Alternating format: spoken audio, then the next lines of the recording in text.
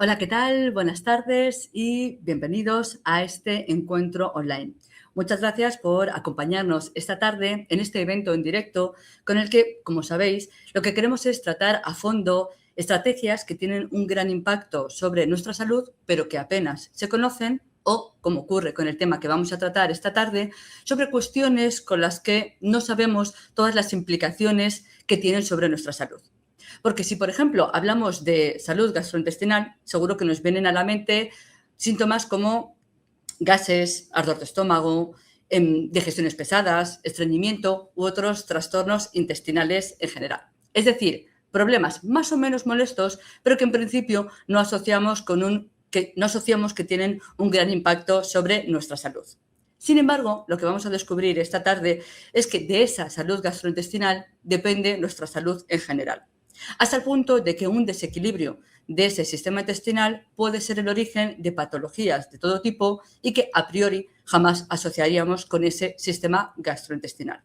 Y además vamos a aprender todo esto de la mano de la doctora Alejandra Menasa, a la que seguro que muchos de los que nos acompañan esta tarde ya conocen gracias al evento que tuvimos con ella sobre ozonoterapia y con el que aprendimos muchísimo todos. Y estoy segura de que esta tarde va a ocurrir exactamente lo mismo. Pero antes de darle paso, quiero recordar, como siempre, que tenéis a vuestra disposición el chat para que le planteéis cualquier duda que os pueda ir surgiendo a lo largo de este encuentro, ya sea sobre el tema que estemos tratando en ese momento o sobre algunos síntomas o trastornos que creéis que pueden estar asociados con ese problema del que estamos hablando. Como siempre, voy a estar pendiente en todo momento para darle paso. Pero el último consejo que ya quería aprovechar para daros antes de arrancar es, por un lado, que no perdáis esa oportunidad para utilizar el chat, que está a vuestra entera disposición, pero también que os quedéis hasta el final de este encuentro. Por un lado, porque es muchísimo lo que vamos a aprender sobre cómo cuidar de nuestra salud intestinal y acabar con trastornos que tal vez llevamos sufriendo desde hace mucho tiempo, pero no sabemos cuál puede ser su origen. Pero también, por otro lado, que os quedéis al final, porque al final de este evento hemos preparado una pequeña sorpresa para vosotros. Por un lado, aprovechando la presencia precisamente de la doctora Alejandra Menasa, pero también como agradecimiento por habernos acompañado esta tarde. Pero se revelará esa sorpresa al final de este evento, dentro de una hora, terminaremos a las 8, aunque estoy segura de que se nos va a pasar volando. Dicho ya las presentaciones, ya sí doy paso a nuestra invitada, la doctora Alejandra Menasa. Hola, Hola, Alejandra, buenas ¿qué tal? tardes. ¿Cómo estás? ¿Qué tal? Buenas tardes a todos. Gracias por estar aquí. Y gracias a ti, por supuesto, gracias por acompañarnos otra vez, en este caso para hablar de salud y lo voy a dejar aquí para que lo veas así lo muevas, para hablar de salud gastrointestinal. Lo único, como siempre, primero hacer una pequeña presentación, aunque en este caso seguro que muchos te conocen, pero para hacerlo correctamente. Recordar que eres licenciada en Medicina y Cirugía por la Universidad de Alcalá de Henares, además de experta en Medicina Integrativa y parte del equipo de Medicina Interna de la Clínica Medicina Integrativa de Madrid. Y ya sí, una vez hechas las presentaciones, creo, si te parece, que podemos arrancar poniendo en claro algunos conceptos que son esenciales para entender la idea general de este encuentro, que es que para estar sanos hay que mantener sano nuestro sistema digestivo. Y algunos de esos conceptos son, por un lado, microbiota intestinal y, por otro lado, disbiosis. Entonces, yo creo que eso, podemos arrancar empezando. ¿Qué son y por qué son tan importantes para la salud en general? Te dejo la palabra. Nuestro intestino parecía un órgano hasta hace poco puramente absortivo de nutrientes y ya era una función importante, ¿no? Porque de la nutrición dependen un montón de funciones, pero se ha descubierto que tiene muchísimas más funciones. Primero, alberga nuestra microbiota. La microbiota intestinal es una de las más importantes del organismo, aunque hay microbiota en muchos otros lugares. La microbiota vaginal, incluso se ha visto que hay microbiota en el sistema nervioso central, en el cerebro. La microbiota tiene muchísimas funciones que son fundamentales para nosotros, nuestros microbios intestinales. Primero, hay más microbios que células, 10 veces más, 10 por cada célula hay 10 bacterias. Entonces, por eso dicen que somos un simbionte, ¿no? Que somos un organismo formado por muchos organismos. nuestra microbiota nos ayuda a muchas funciones. Por ejemplo, sintetiza nutrientes que nosotros no podemos sintetizar. Las vitaminas B, muchas de ellas, la vitamina K es una bacteria sintetizada por las bacterias, es una vitamina sintetizada por las bacterias intestinales. También su número, hay diversas bacterias, diversos tipos de bacteria en nuestra microbiota.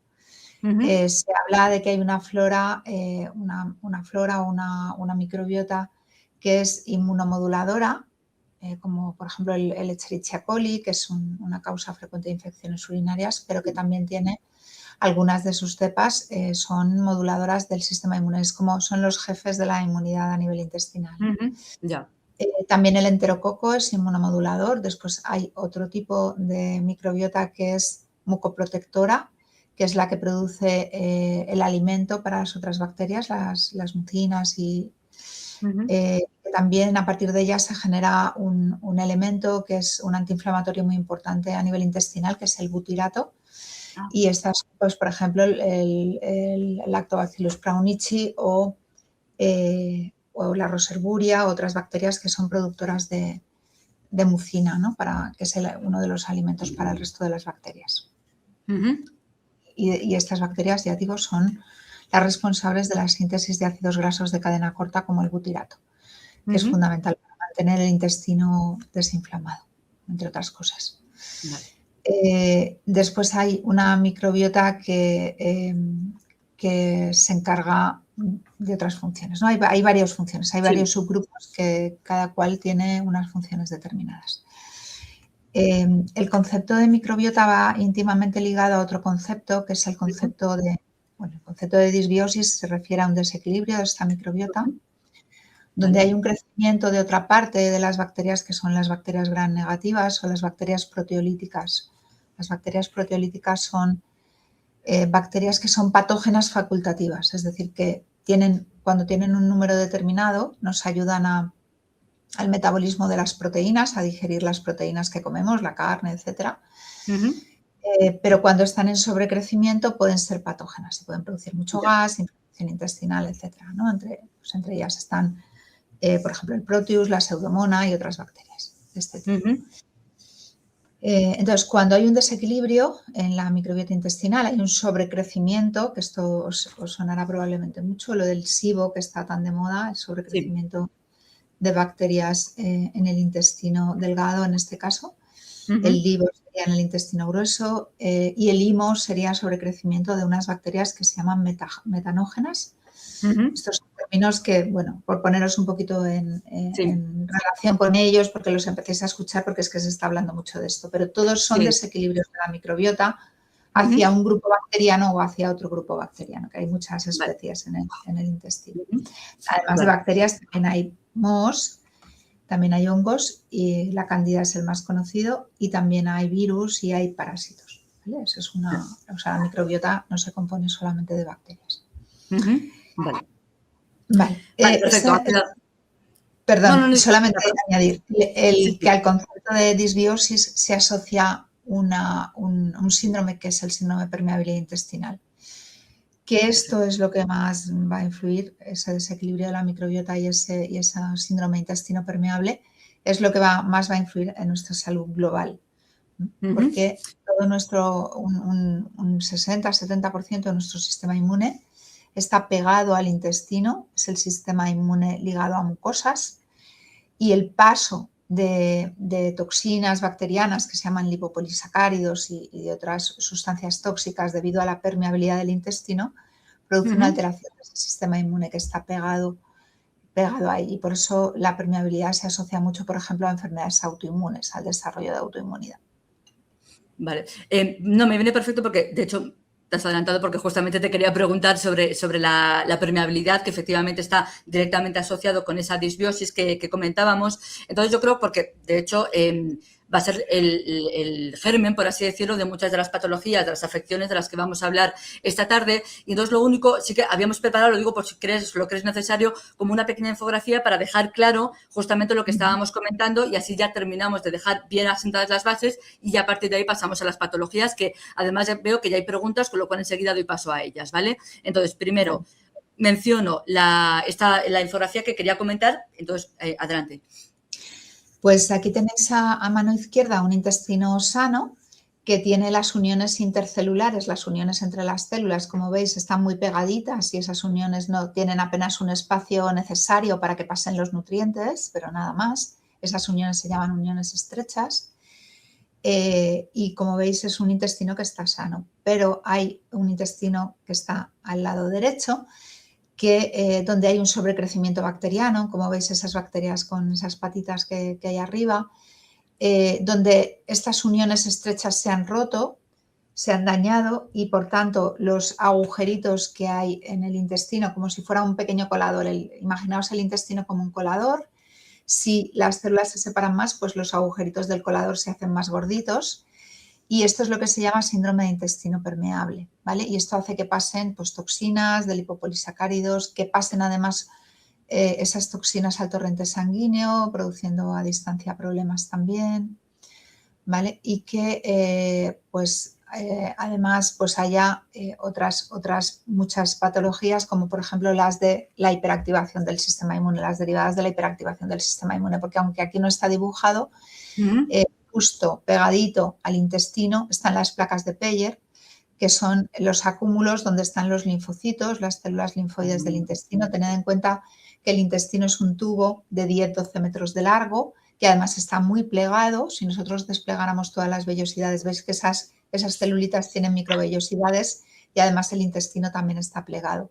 Entonces, si lo extendiéramos, si lo abriéramos, si lo desplegáramos, ocuparía 2 pistas de tenis, ¿no? Eso es una extensión muy grande y una superficie grande para la absorción de nutrientes, pero también por ser esa superficie tan grande y por tener esa función de absorción de nutrientes del exterior, la comida viene del exterior, la comemos, la metemos por la boca desde fuera y puede tener pesticidas, puede tener metales pesados como los pescados, por ejemplo, puede tener bacterias, estar contaminada. Entonces, tiene que haber en esos 10-12 metros una barrera de protección, que sería como una frontera donde está ahí la policía de la frontera, que son los linfocitos, ¿vale? Y cuando estos linfocitos se alteran y empiezan a recibir lipopolisacáridos y toxinas de las bacterias en sobrecrecimiento, pues la cosa es que estos linfocitos no se van a quedar en la mucosa intestinal, que son linfocitos ligados a mucosas y que van a viajar por todas las mucosas, la mucosa vesical, la mucosa bronquial, etcétera, etcétera, la mucosa nasal. Y entonces, esos linfocitos que están alterados en el intestino van a ir alterados a todo otro tipo de mucosas, ¿no? Entonces eso va a propiciar enfermedades a distancia. También va a propiciar enfermedades a distancia que pegaditos también al intestino y en esa parte externa al intestino, pero muy pegadita, van a estar unas células que se llaman mastocitos. Estas células producen histamina. Sabéis que la histamina es la sustancia de las alergias, os sonará porque los antihistamínicos son las sustancias que tomamos los medicamentos que tomamos para reducir esta histamina. La histamina es una sustancia absolutamente necesaria en el organismo que nos sirve para muchas cosas, activa la secreción de ácido clorhídrico, dilata los vasos para que pueda caminar la sangre con normalidad, pero tiene un umbral muy estrecho. Entonces, en cuanto esas células, esos mastocitos son estimulados por el paso de toxinas y hiperestimulados, se empieza a producir una histamina en exceso que puede producir alergias, asma, rinitis y otras sintomatologías, ¿no? Entonces, la permeabilidad del intestino nos va a modificar la salud global. Claro, vale. Antes de pasar a afecciones concretas, que son consecuencia, porque he citado algunos, pero ahora sí que me gustaría que nos centráramos en algunos específicos, hay una pregunta que nos han planteado que a lo mejor es pertinente comentar ahora, que es a la hora de... Espera, voy a quitar esto de aquí, y ya nos vemos mejor, es que te comentaba si esos desequilibrios de los que estamos hablando, si es posible verlos en algunas analíticas o si requiere de algunas pruebas un poco más específicas. Probablemente dependerá de cada afección, pero por si acaso podemos darle una primera idea genérica.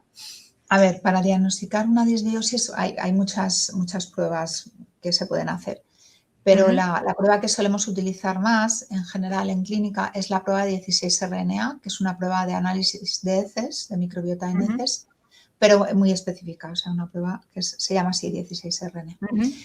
Y esa prueba nos permite pues, ver muchísimas de las especies bacterianas, si hay sobrecrecimiento de bacterias patógenas, de estas que hemos hablado, el Clostridium, el Proteus, etcétera, si hay déficit de bacterias mucoprotectoras, productoras de Praunici, ¿no? Por ejemplo, o la Akkermansia, que la Akkermansia cada vez se ha visto más importancia de esta bacteria que es mucoprotectora en la producción, en la síndrome metabólico, ¿no? En la diabetes, etcétera. O sea, si esta bacteria la tenemos bajita, podemos tener mucho más riesgo de desarrollar, por ejemplo, una diabetes, ¿no? Que también es muy interesante. O sea, el déficit que tengamos de la microbiota nos ayuda a entender un poco cómo estamos metabólicamente también. Con lo cual, supongo que puede ser un primer paso, lo he dicho, ahora nos centraremos en afecciones concretas, pero a lo mejor esos análisis pueden ser un primer paso para saber qué tipo de desequilibrio tenemos y a lo mejor cuáles son las afecciones que pueden estar asociadas, ¿no? Y a partir de ahí como que ir más directos, ¿no? Hacia lo que realmente nos está pasando. Bueno, a ver, perdón. No, voy a beber un poquito de agua. Bebe. Y ahora, solamente comentar, muchas gracias a los que nos estáis haciendo ya las preguntas. Estoy pendiente de ellas, ¿vale? Para pasarlas en los momentos oportunos para no irnos demasiado del tema. Sigo un poquito con lo de las pruebas que estábamos diciendo. O sea, esta es la prueba más común que solemos utilizar. Nosotros en CMI tenemos un sistema que es el sistema de diagnóstico Medtronic de bioresonancia. Entonces, este sistema nos permite ver si hay o no hay permeabilidad, nos permite ver si hay sobrecrecimiento bacteriano, si hay sobrecrecimiento fúngico, dónde está ese sobrecrecimiento, si está en intestino delgado o en intestino grueso, cómo varía el pH, porque el intestino tiene que tener varias condiciones para estar sano. Tiene que ser un ambiente anaerobio con poco oxígeno. Las bacterias intestinales requieren poco oxígeno. Cuando hay mucho oxígeno no funciona igual. Y tiene que tener un determinado pH, ¿vale? Y las bacterias en sobrecrecimiento también alteran el pH intestinal y también alteran la concentración de oxígeno a nivel intestinal. ¿Vale? Entonces, esto también lo podemos ver lo podemos ver en CMI con la bioresonancia Medtronic. De hacer el test de RNA, aparte de que podemos hacer metabolitos de la cándida, por ejemplo, para ver si hay sobrecrecimiento de cándidas. Podemos mirar el Helicobacter en heces también, que hay antígeno de Helicobacter. Es decir, hay muchas pruebas que se pueden hacer para conocer cómo está la microbiota y hoy en día cada vez hay más para saber un poquito cuál es el estado de nuestra microbiota y cómo podemos ayudar a ese intestino a recobrar su salud. Vale. Luego volveremos sobre esas pruebas en concreto y sobre cómo poder beneficiarnos de ellas, sobre cómo pedirlas, pero centrémonos, si te parece, en las distintas... Bueno, perdón, antes de pasar a patologías concretas, sí que empecemos como por lo básico, por así decirlo. La introducción hablaba de que cuando hablamos de trastorno intestinal, de disbiosis de la flora intestinal, solemos hablar de síntomas concretos, que son los gases, tal. Pero luego hay otros síntomas. Entonces, si te parece, podríamos mencionar un poco tanto los genéricos como los que pueden ir a cualquier otra parte del organismo y luego ya nos centramos en patologías concretas. Si te parece que lo hagamos así, para no desviarnos demasiado. Bueno... dime. Tendríamos que hablar de todo el libro del Harrison entero. Vamos a ver, primero una cosa importante. O sea, los síntomas concretos de una disbiosis intestinal son sobre todo, y esto es casi patognomónico, la hinchazón abdominal postprandial. Es decir, si yo como y se me pone la barriga como si estuviera embarazada de 4 meses, ese intestino no está bien. ¿Vale? Eso es como el síntoma más llamativo, la hinchazón abdominal. Luego están los gases, depende de qué bichito haya crecido, pues podemos incluso intuir que sea un tipo de bichito u otro. Si los gases huelen muy fuerte, pues suele haber Clostridias o Pseudomonas. Si los gases no huelen tan fuerte, suelen ser otras bacterias, ¿no? Es decir, que cuando ves muchos pacientes, pues ya vas vas hilando más fino y con los síntomas puedes. Pero tener muchos gases, tener mucho eructo, cuando tenemos mucho eructo, eso es porque hay sobrecrecimiento en intestino delgado, eso es un SIBO, ¿vale? Si los gases son por abajo, si hay más meteorismo que eructos, pues eso suele ser un LIBO, un sobrecrecimiento de intestino grueso. Es decir, hay síntomas concretos. La pesadez, como tú decías, la pesadez postprandial después de comer, que la tardemos mucho en la digestión, puede ser también no solamente una alteración de la microbiota, sino un déficit de enzimas digestivas, ¿no? Que también es frecuente verlo.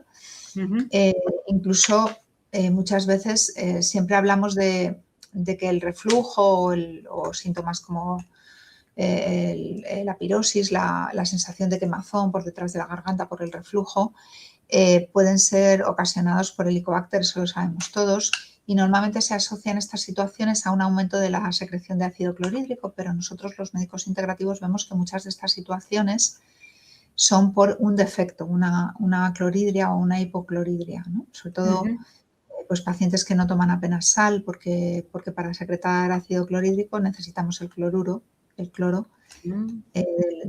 sódico, ¿no? de la sal común, y si no tomamos nada de sal, pues no sintetizamos clorhídrico. Es decir, hay muchas situaciones que producen aclorhidria y eso hace que las digestiones sean más pesadas. Bueno, entonces, como síntomas digestivos estos, como síntomas generales, pues es que, hay muchísimas patologías que se asocian a esto, entonces depende de la patología que se asocie, se dan esos síntomas. Pero, por ejemplo, para poner un ejemplo muy común, síndrome premenstrual en la mujer. El dolor antes de la regla o durante la regla, el dolor que a veces es incapacitante, e incluso hay un tipo de síndrome premenstrual que se llama trastorno disfórico premenstrual, donde las mujeres cursan con depresión antes de la regla o incluso después durante la regla. Y este síndrome siempre, todos los que hemos visto, tienen un intestino permeable. Todas las mujeres que vemos en la clínica que somos especialistas en este síndrome tienen un intestino permeable. Y son las bacterias que por translocación bacteriana, por paso de un órgano a otro, al estar el intestino permeable y al estar en el abdomen muy juntitos el aparato genital y el intestino, por translocación bacteriana, esas bacterias del intestino que están en sobrecrecimiento y que han provocado una permeabilidad intestinal, una rotura de esas uniones estrechas, las bacterias pueden pasar a los órganos adyacentes, entre ellos el útero, los ovarios, la vagina. Y estas mujeres lo que tienen es una inflamación del aparato genital por sobrecrecimiento de bacterias que no corresponde que estén ahí, que pueden ser bacterias o hongos también, la cándida es de las más frecuentes, la cándida, el coli, son gérmenes muy frecuentes. También puede haber en estas pacientes gérmenes de transmisión sexual, pero la mayoría de las pacientes tienen permeabilidad. Por ejemplo, las prostatitis de los varones, hablando de hetero, ¿no? por no hablar solamente de género femenino. Las prostatitis de los varones, y con el tiempo muchos de los cánceres de próstata vemos bacterias que han pasado del intestino a la próstata. Esto sobre todo lo podemos ver, claro, no hay muchas maneras de ver esto. La manera de verlo, se podría hacer un cultivo de semen, etcétera, etcétera. Pero nosotros lo que podemos hacer es que con la bioresonancia monometrónica, con nuestro método diagnóstico, podemos ver las bacterias que hay en el intestino y podemos ver si esas bacterias han pasado a otros órganos, ¿no? Por ejemplo, si la próstata está inflamada, podemos correlacionar, nosotros llamamos a esto correlación, el coli, por ejemplo, que está en sobrecrecimiento, una bacteria intestinal, con la próstata. Entonces sabemos que ese paciente tiene inflamación prostática por coli, ¿no? Por ejemplo. Y la prostatitis es una patología de difícil tratamiento habitualmente, y nosotros hacemos un diagnóstico muy fino y también tenemos un tratamiento posible para estos pacientes, también para el síndrome premenstrual, ¿no? Fíjate. Vale. Si te parece, porque veo que ya se están acumulando muchas preguntas, vamos a empezar a darles paso, hablando de patologías concretas. Voy a intentar ir por orden de entrada, ¿vale? Porque como son de todo tipo, entonces, primero este no tenéis sobre patologías, pero es verdad que era la primera, entonces, como para cederme a mis palabras, la muestro primero, que hablaba en concreto del yogur casero. Supongo que se refería para el tema de cuidar la microbiota dentro de los factores, que luego hablaremos más de prevención, pero lo dicho, como era la primera pregunta, para mencionarlo, y luego ya si vamos a patologías. Vale, esto es un apartado interesante. A ver, el yogur está lleno de probióticos, es un buen alimento en general, Lo único que es verdad que a la leche de vaca, que tiene un tipo de caseína, que es la caseína tipo 1, que es bastante inflamatoria, no suele ser bien tolerada en los pacientes con disbiosis y además es bastante inflamatoria. Entonces, lo que nosotros recomendamos más son yogures de cabra o de oveja, que la caseína es caseína tipo 2, o hay una especie de vaca, o sea, hay un tipo de vaca que produce caseína tipo 2, que es mucho menos inflamatoria. Entonces, o bien caseína A2, que se llama, Vale. de vaca, o bien caseína de oveja o de cabra, que ya son A2 per se. Vale. Y así vamos a tomar los probióticos y no vamos a inflamar el intestino, porque el problema de los lácteos de vaca es que la caseína es una proteína muy grande que al final se digiere mal y que puede ser inflamatoria, sobre todo en los pacientes con asma y alergia. Yo suelo recomendar, y en los niños sobre todo, que se retiren los lácteos de vaca después de comprobar que el niño es alérgico, es intolerante, más bien intolerante, que nosotros eso también lo podemos diagnosticar con la bioresonancia. Vale, perfecto, perfecto. Pasamos ya sí que a las otras disbiosis que mencionábamos. Entonces, por ejemplo, aquí comentaban el tema de problemas articulares y en concreto de la espondiloartrosis. ¿Puede estar asociado también con esa disbiosis y con esa permeabilidad intestinal? Mira, este es un tema fascinante. Hay un libro que se llama Orthopedics 2.0, donde hay un traumatólogo que plantea que toda la degeneración artrósica empieza en el hueso subcontral, en el hueso debajo del cartílago, que todo empieza ahí. Y que lo que sucede es que hay una inflamación crónica de bajo grado inicialmente. Entonces, la inflamación crónica de bajo grado, que es un concepto nuevo, bastante reciente, bueno, nuevo, de hace unos años, no es del siglo Desde pasado, décadas, es un ¿no? concepto relativamente Sí. nuevo. La inflamación crónica de bajo grado está detrás de muchísimas patologías, y las patologías degenerativas, entre ellas las óseas o las osteomusculares, se relacionan mucho con esta inflamación crónica de bajo grado. Y la permeabilidad intestinal es una de las causas más importantes de inflamación crónica de bajo grado. Tened en cuenta que hemos dicho que el 70% del sistema inmunitario está pegado al Ahí, intestino y que esos claro. linfocitos están, darme una licencia Sí, lingüística, no, no, no, por están favor. cabreados, porque están Claro. recibiendo todo el rato lipopolisacáridos bacterianos y están irritados, ¿no? Entonces, son linfocitos que pueden provocar una inflamación crónica de bajo grado en Ya. distintos órganos, ¿vale? Y esto lo vemos constantemente, o sea, pacientes con artrosis es muy raro que tengan un intestino saludable. Pacientes con, bueno, y también si son enfermedades autoinmunes de las articulaciones, como puede ser la artritis reumatoide, o la espondilitis anquilopoyética, ¿no? Anquilosante, aunque haya una predisposición genética, ¿no? en la espondilitis, pero es verdad que no tiene por qué desarrollarse si no hay un ambiente inflamatorio de base. ¿Qué es? Y esto sucede, o sea, la inflamación crónica de bajo grado y la permeabilidad del intestino son uña y carne, son primas hermanas. O sea, si no hay permeabilidad, es muy raro que haya inflamación crónica de bajo grado.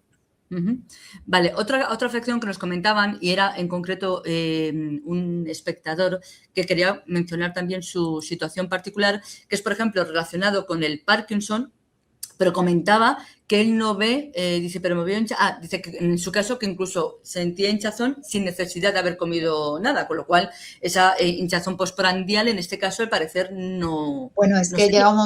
llega un momento que la disbiosis es tan importante que ya tienes hinchado el abdomen todo el día y a lo mejor Ya, ni notas que el empeoramiento es postprandial. O sea, una hinchazón abdominal no es normal. Indica que hay bacterias productoras de gas en exceso, ¿no? Eso es lo que indica la ya. hinchazón abdominal. Entonces, el Parkinson es otra de las patologías que más se asocia con permeabilidad intestinal y de hecho hay un estudio muy bonito que lo voy a contar ahora porque es que es Sí, sí. súper interesante con respecto a esto. Hay una cosa que se llama eje intestino-cerebro y que la comunicación principal es por muchas vías, pero el nervio vago es una de las carreteras principales entre el sistema nervioso central, el cerebro y el intestino. Entonces, cuando esa carretera tiene dos direcciones, ¿no? Del intestino al cerebro y del cerebro al intestino, en las dos Sí, direcciones. sí, van las dos.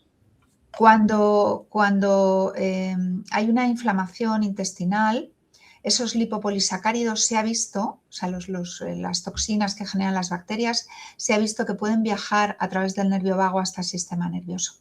Y de hecho, el estreñimiento es uno de los síntomas que pueden predecir el desarrollo de Parkinson como 10 años antes. Es decir, un paciente con Parkinson, antes de empezar con el temblor o con la rigidez, es posible que lleve 10 años estreñido. Es muy frecuente. Igual que es posible que haya perdido el olfato. Es una de las maneras de detectar el Parkinson, porque los gérmenes pueden pasar por vía alimentaria o por vía respiratoria hasta el sistema nervioso. También a través del bulbo olfatorio pueden pasar al sistema nervioso. Entonces, se vio en este estudio tan curioso que había antes una técnica que se llamaba vaguectomía, que te cortaban el vago cuando tenías mucha producción de clorhídrico, cuando tenías unas úlceras de estómago recidivantes muy incapacitantes. Pues los cirujanos entraban y cortaban el vago para que dejara de secretar clorhídrico el estómago, porque el vago es uno de los estímulos importantes de la secreción de ácido clorhídrico del estómago. Entonces, en estos pacientes que se les cortó el vago, que ya no se hace más porque es demasiado... Sí, es un poco agresivo, la verdad. Pero bueno, la medicina ha sido muchas veces así, Sí, ha hecho unas técnicas muy agresivas que luego ha ido modificando, ¿no? Mejorando, menos mal.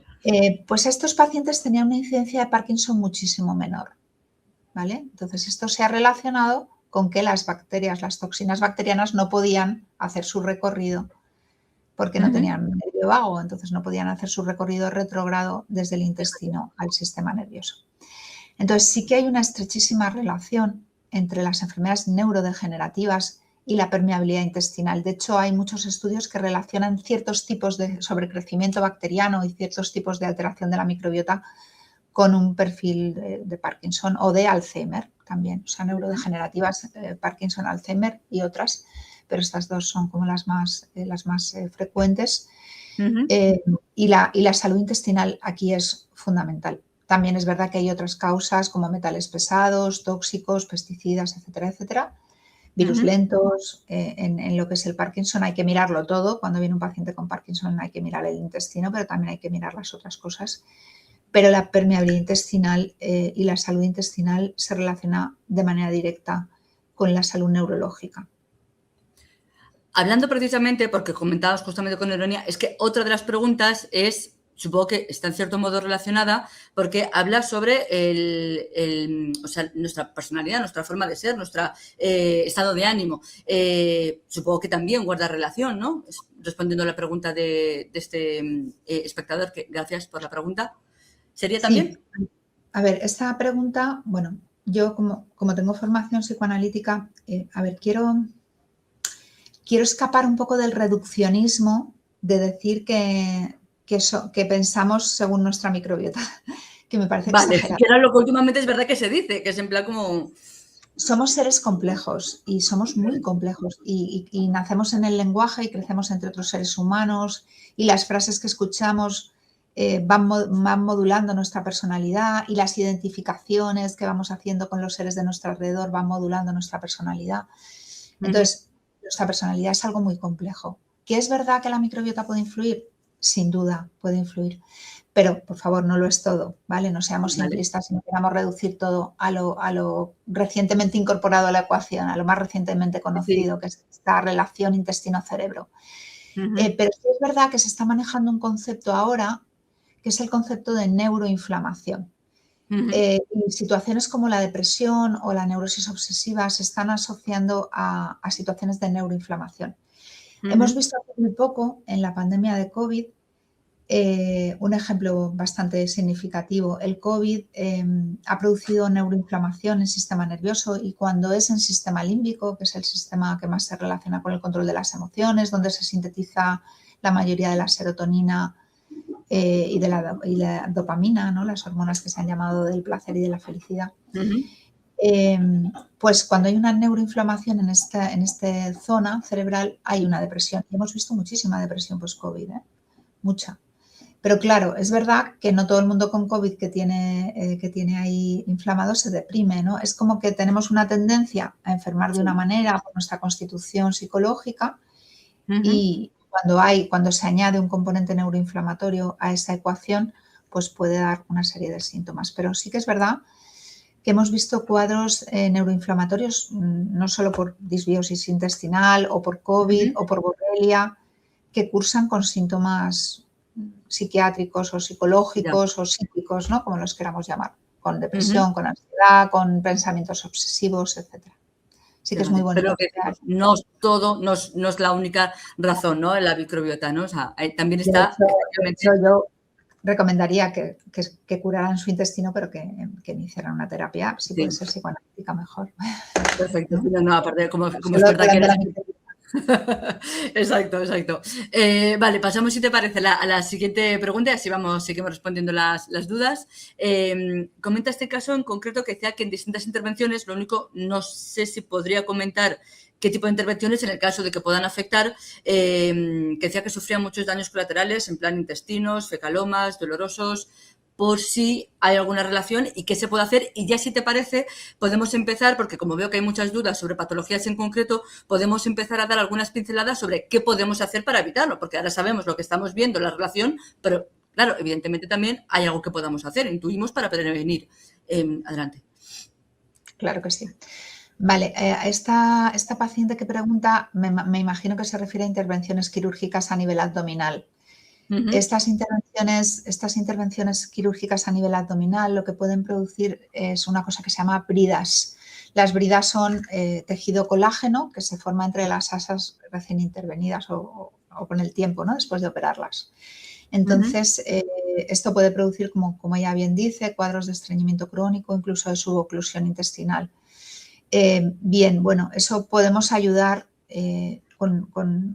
desde la microbiota seguramente, pero eso es más una obstrucción mecánica. Y podemos ayudar de otras maneras. Las bridas se han tratado, por ejemplo, con terapia neural. Hay compañeros que hacen terapia neural que tratan las bridas de esa manera. Es decir, hay otros tipos de tratamiento que pueden ayudar a resolver esto. Pero con un abordaje únicamente de la microbiota no lo vamos a resolver. Ya. Lo podemos mejorar, ¿no? Pero no lo vamos a resolver. Vale. Una cuestión mecánica. Claro, que efectivamente que estamos hablando de otra cosa totalmente distinta. Vale, preguntaba, hablando, porque también estamos hablando que el tema intestinal, vamos a meternos dentro de este mismo grupo, decía que, por ejemplo, habla de un caso concreto. Ahora seguro que lo vas a decir tú, pero claro, son casos concretos, no podemos dar generalidades, ¿no? Cada paciente es un mundo y no sé, lo que vas a comentar a lo mejor no es para todos los casos, ¿no? Pero en este caso, colon irritable, prostatitis crónica y artrosis, ¿está todo relacionado? Vale, primero decir que el colon irritable no existe. O sea, el colon irritable es un diagnóstico que está obsoleto. El colon irritable es siempre una disbiosis, es siempre un desequilibrio de la microbiota y es siempre una inflamación secundaria y una permeabilidad intestinal, ¿vale? O sea, colon irritable es un término que ya está casi en desuso. Es verdad que lo siguen utilizando muchos médicos porque cuando no tienen formación en microbiota, pero lo que hay ahí es una disbiosis seguro. Y por supuesto que sí, como he explicado antes, además lo he dado como ejemplo, sí. La prostatitis es uno de los cuadros que se asocian a disbiosis y a permeabilidad. Los bichitos del intestino en sobrecrecimiento pasan a la próstata por cercanía, porque el recto está pegado a la próstata, o la próstata está pegada al recto, y desde ahí los bichitos intestinales en sobrecrecimiento, las bacterias de la microbiota, pasan a la próstata y producen la inflamación, ¿vale? Y luego lo que decíamos antes, la inflamación crónica de bajo grado es responsable de la inflamación del hueso subcondral que termina en una degeneración del cartílago, que eso es la artrosis, ¿no? De una degeneración del cartílago articular, la producción de osteofitos, que es hueso de más, donde no corresponde, que eso es una reacción también a la inflamación. La producción de hueso, de sobrehueso, es una respuesta a la inflamación crónica. Claro. Y entonces, sí, efectivamente, este paciente es típico de pacientes típicos que vemos en la clínica, que consultan por síntomas digestivos asociados a otros síntomas más generales, como puede ser la artrosis o como puede ser una prostatitis, que se derivan del problema digestivo, obviamente. Claro, es que como estamos viendo... Es como un ejemplo ejemplar. Sí, no, la verdad es que como estamos viendo es un poco lo que mencioné al principio, que realmente todo tiene su origen en esa microbiota, en ese desequilibrio de la microbiota debido a la permeabilidad. Pasamos a otra afección más o menos relacionada. Perdóname, Bárbara, nos preguntaba este paciente que dónde nos puede encontrar. Nosotros estamos en la calle Corazón de María, número 82. Vale, vale, sí que estamos al lado. Sí. Bueno, luego iba a volver a eso, la clínica, pero sí, ya adelantas efectivamente que estás en Madrid, calle Corazón de María. La Clínica Medicina Integrativa es donde trabaja todo el equipo de la Clínica Medicina Integrativa. Vale, pasamos a otra afección que decía está más o menos relacionada, pero en este caso con las mujeres, que es la endometriosis. ¿Podría ser también como consecuencia de esa inflamación, consecuencia a su vez de la permeabilidad intestinal? Sí, voy a pasar una pequeña publi. Tenemos un congreso en noviembre. Yo soy miembro del CESMI, de la Sociedad Española de Salud y Medicina Integrativa. Y mi ponencia es precisamente sobre estos trastornos relacionados con la mujer, con la salud femenina, tanto la endometriosis como el síndrome de ovario poliquístico, como el síndrome premenstrual. Para nosotros son todos como una especie de continuum, es decir, primero empieza la inflamación a nivel vaginal y candidiasis de repetición y infecciones por Gardnerella, por un desequilibrio de la microbiota vaginal. Luego empiezan las endometritis, las inflamaciones de endometrio, las inflamaciones de cervix, las cervicitis, y esas son las que dan más sintomatología de síndrome premenstrual. Luego hay inflamaciones ováricas, o sea, todo esto es la progresión de los gérmenes del intestino que han pasado a la vagina y que van subiendo, van ascendiendo a través del aparato genital. Y van de la vagina al cervix, al endometrio, a las trompas y a los ovarios, ¿no? Y al parametrio también, a los ligamentos que sostienen el útero en el medio de la pelvis, ¿no? Que son ligamentos que anclan a los huesos pélvicos. Entonces, todo eso provoca, dependiendo del órgano genital que se vaya inflamando, provoca una serie de sintomatologías. Y en el caso de la endometriosis, lo que sucede es que se especula, ¿no? Una de las teorías es que la inflamación tan importante del endometrio hace que haya un flujo retrógrado de la menstruación. En vez de ir hacia adelante, como hay tanta inflamación, va un poco hacia atrás también, hacia las trompas, hacia los ovarios. Y bueno, uno de los endometrios más frecuentes son los endometriomas ováricos, los quistes de chocolate que se llaman, pero también puede haber implantaciones en la pelvis, en el intestino, ¿no? Es decir, es tejido endometrial fuera de su sitio, ¿vale? Y en nuestra experiencia casi siempre hay, en casi el 100% de los casos hay una inflamación y una infección genital no descubierta, porque es silente, es como subclínica, sí que cursa con muchísimo dolor menstrual. La endometriosis cursa muchas veces con dolor con el coito, con coitalgia, ¿no? El dolor en el coito. Cursa con infertilidad también, ¿no? Es una de las causas frecuentes de infertilidad. Con mucho dolor pélvico, ¿no? La mayoría de las veces, y no solamente durante las relaciones sexuales, sino también con la menstruación o intermenstrual.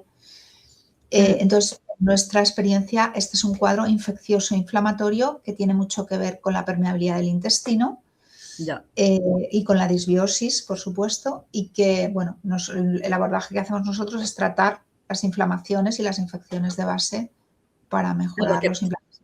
Lo que comentabas, se tienen que tratar las dos cosas. Antes lo mencionabas con el tema del psicoanálisis, pero claro, sabemos cuál es el origen, pero ojo, también hay que tratar, en este caso, la infección consecuencia de esa permeabilidad. Claro, sería en este caso de la importancia del enfoque integrativo, ¿no? Que se vea todo, no solamente el centro. Que en la endometriosis hay que tratar siempre el intestino, eso es importante.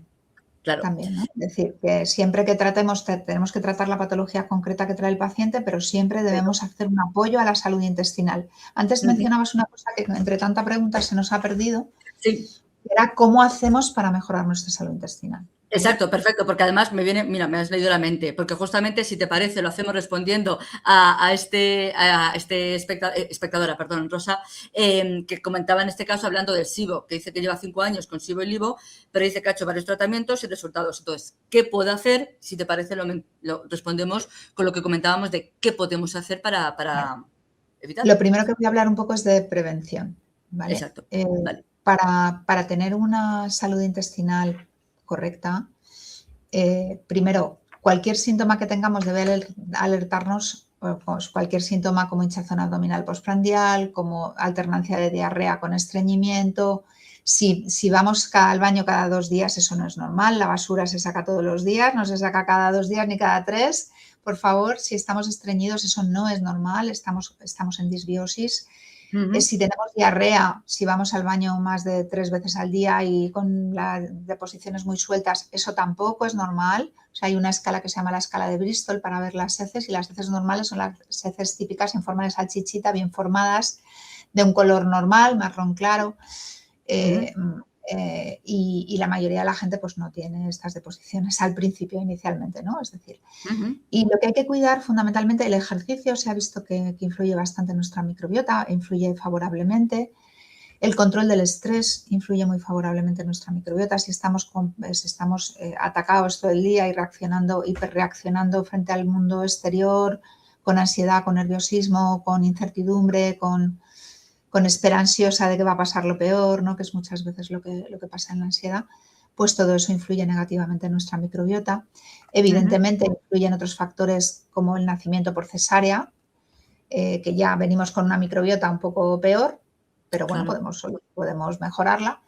Ujú. Eh, la toma de antibióticos, si hemos tomado muchos antibióticos, eso influye muchísimo en nuestra microbiota, entonces tenemos que intentar tenemos que convencernos de que los antibióticos no son necesarios ni en el 50% de las situaciones en las que los tomamos.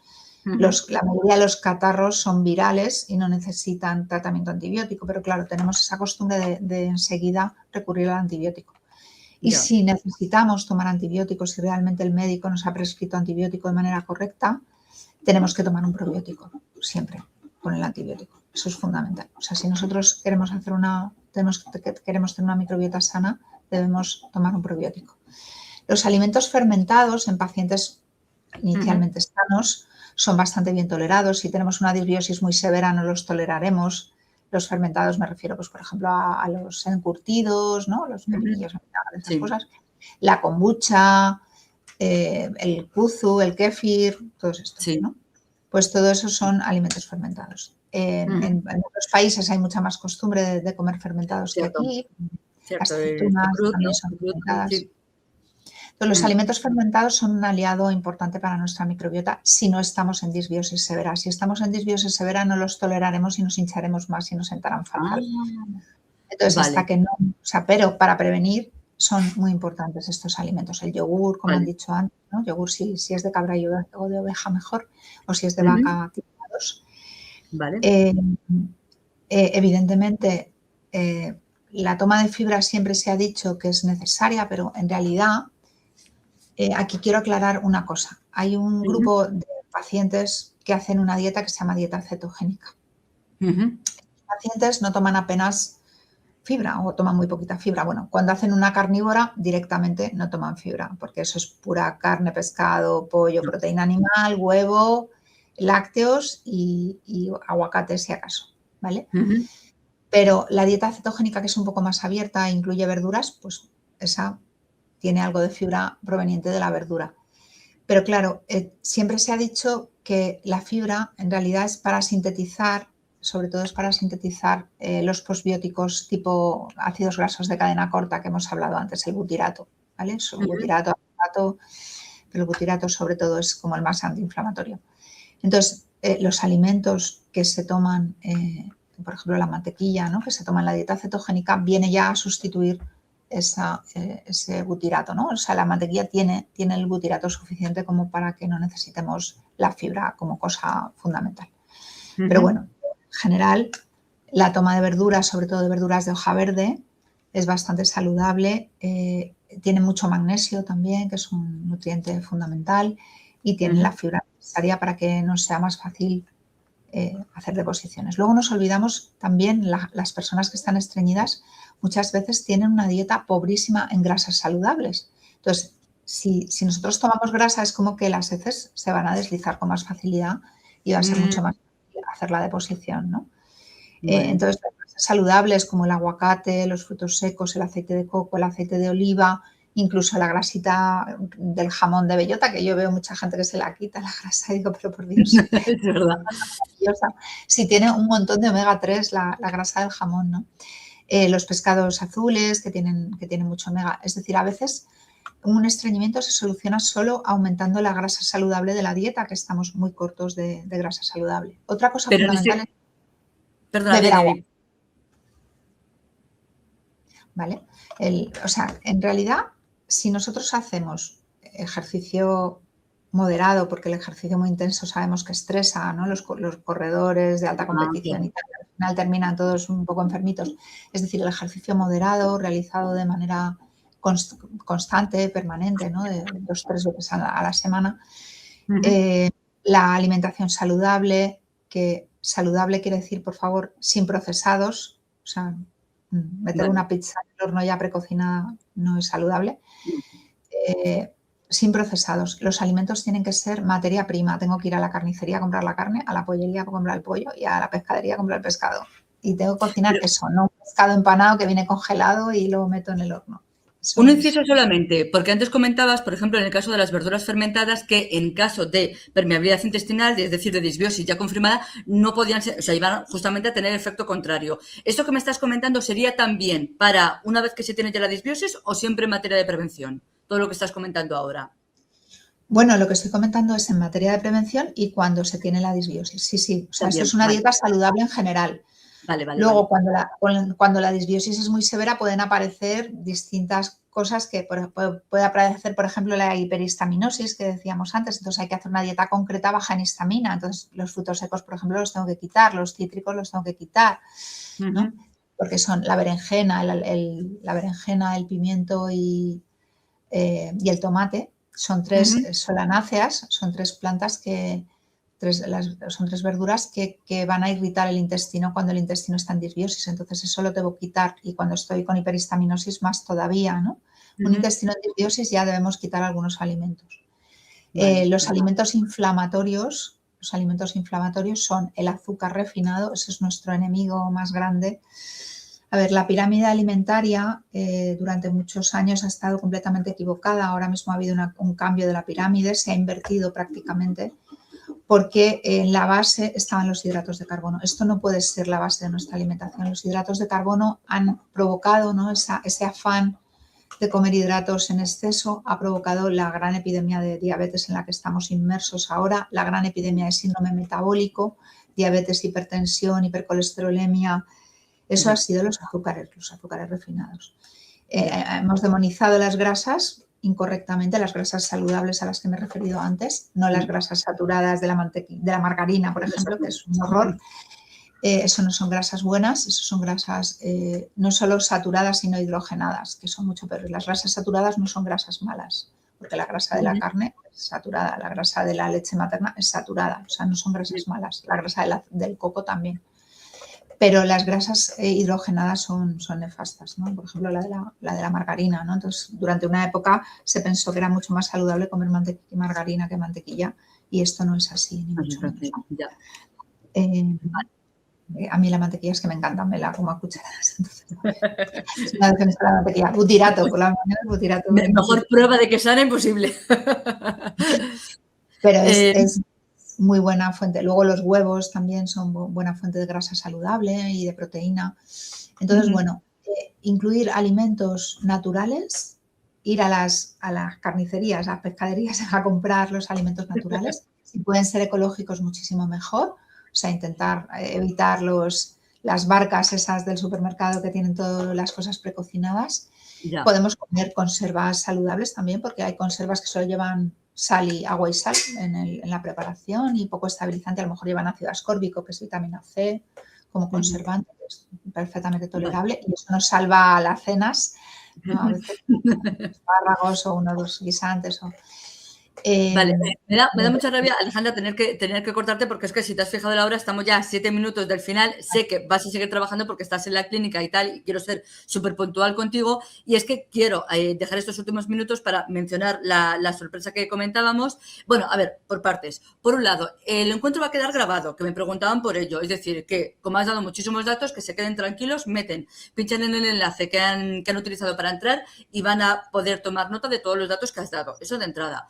Segundo, la sorpresa, que era justamente lo que lo han mencionado, de hecho, varios espectadores que querían saber dónde se realizan esas pruebas, dónde estás tú con la clínica, cómo pueden las pruebas distintas que se pueden hacer para saber qué es exactamente lo que tienen. Bueno, pues esto está directamente relacionado con la sorpresa que queríamos compartir con vosotros en agradecimiento por haber estado, y es que todos los que estáis aquí con nosotros vais a tener un 50% de descuento en la primera consulta médica de la Clínica Medicina Integrativa de Madrid a cargo del equipo médico de esa clínica Medicina Integrativa, ¿vale? Entonces, lo único, mencionar que para disfrutar de esta promoción, que es totalmente exclusiva por haber estado con nosotros esta tarde, lo único que tenéis que hacer es, cuando vayáis a reservar vuestra cita, es indicar el código GASTRO50. Voy a marcar, ahí lo tenéis, en el faldón podéis ver ese código que tenéis que marcar, GASTRO50, ya sea llamando por teléfono al número que veis en pantalla, por WhatsApp o también a través del contacto que quiero compartir con vosotros. A ver, que tengo que hacer todo. Que quiero compartir con vosotros en el chat, y así también podéis acceder. Perdón. Ay, madre mía, que quiero hacerlo todo a la vez y no puedo.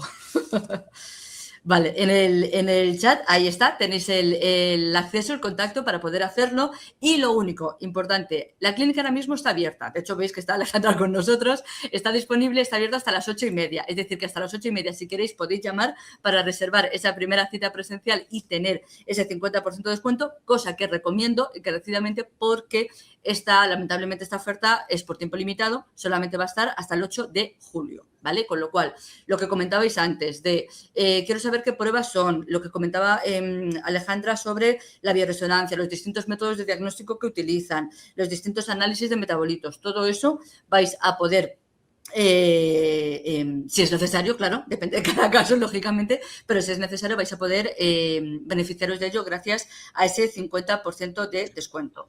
Importante eso, que quería que quedara claro. Ya, no te corto más, Alejandra, que ya estos últimos minutitos, no sé si hay algo, porque la verdad es que este encuentro, antes comentaba que se iba a pasar volando, realmente con 2 horas también se pasaría volando, pero no sé si hay algún dato importante que creas que merece la pena mencionar y que no hemos podido hacer en este encuentro. Bueno, quiero hacer un pequeño hincapié en las patologías más frecuentes que se relacionan con el intestino permeable y que si las tenemos debemos pensar en que el intestino no está bien. Hipotiroidismo de Hashimoto, súper frecuente. Hay una epidemia de hipotiroidismo de Hashimoto, de hipotiroidismo secundario autoinmune, ¿no? A enfermedad autoinmune. Hipotiroidismo de Hashimoto, prostatitis, síndrome premenstrual, asma, alergia, dermatitis cutánea, súper frecuente, psoriasis, enfermedades autoinmunes, lupus eritematoide, enfermedades inflamatorias intestinales como colitis ulcerosa, enfermedad de Crohn. Bueno, todas estas patologías se relacionan con un desequilibrio de la microbiota intestinal y con un aumento de la permeabilidad intestinal. Las artrosis, como decíamos antes, las patologías neurodegenerativas, el Parkinson y el Alzheimer. Pues bueno, como veis, esto es casi cualquier enfermedad crónica puede tener una base en el intestino. Sí, la verdad es que antes comentábamos eso, que íbamos a descubrir con este encuentro que hay algunas que están asociadas con la permeabilidad, es que por lo que hemos hablado y lo que nos ha quedado pendiente es que prácticamente todas, tienen, a ver, no voy a decir todas, porque nunca se puede decir todo, pero sí que es verdad que la gran mayoría sí que pueden tener ese origen, ¿no? En la permeabilidad y en la disbiosis.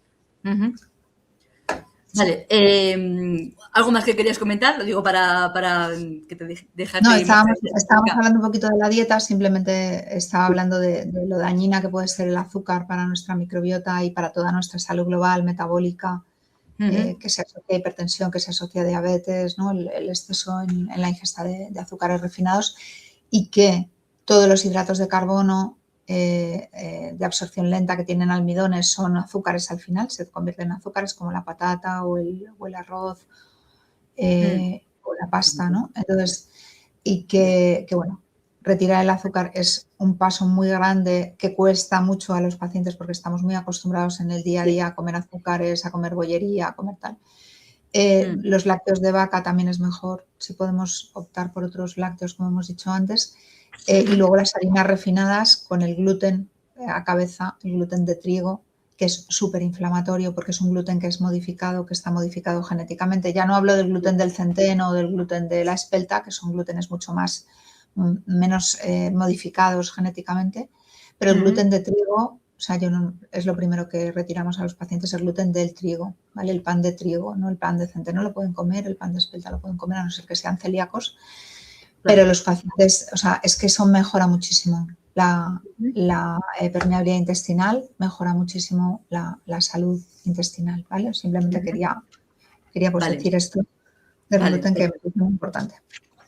Perfecto, perfecto. No, pues la verdad es que te agradezco muchísimo, bueno, igual que la otra vez, pero en esta ocasión yo creo que, bueno, es exactamente igual. O sea, es muchísimo lo que aprendemos contigo. Hemos descubierto muchísimo de cómo ese desequilibrio, cómo esos factores pueden hacer que tengamos disbiosis y cómo podemos evitarlo y la cantidad de afecciones relacionadas con ello, con lo cual de entrada muchísimas gracias en nombre de todos los participantes, a todos los espectadores, que seguro que también te lo agradecen. Y ya solamente me queda eso, recordar, cerramos ya con esto el encuentro, recordar eso, que tenéis disponible ese 50% de descuento en la primera consulta presencial de la Clínica Medicina Integrativa de Madrid, a cargo de todo el equipo médico de la clínica, y que esa oferta va a estar disponible hasta el 8 de julio. Lo único que tenéis que hacer es eso, en el momento de reservar la cita, indicar Gastro 50 y automáticamente se os aplicará ese 50% de descuento. Muchísimas gracias, Alejandra, de nuevo por estar con nosotras. Seguro que volveremos a llamarte porque, en serio, es muchísimo lo que aprendemos contigo. Sé que estás muy ocupada, pero, en serio, aprendemos muchísimo contigo. Así que gracias de corazón por haber estado con nosotros y, por supuesto, gracias a todos los espectadores por haber estado con nosotros esta tarde y si aprovecháis ese descuento para poner fin a los problemas que tenéis, pues oye, pues me alegraré muchísimo más. Nos vemos en otra ocasión, en otro encuentro online. Hasta luego. Muy bien. Pues muchas gracias a todos. Hasta luego.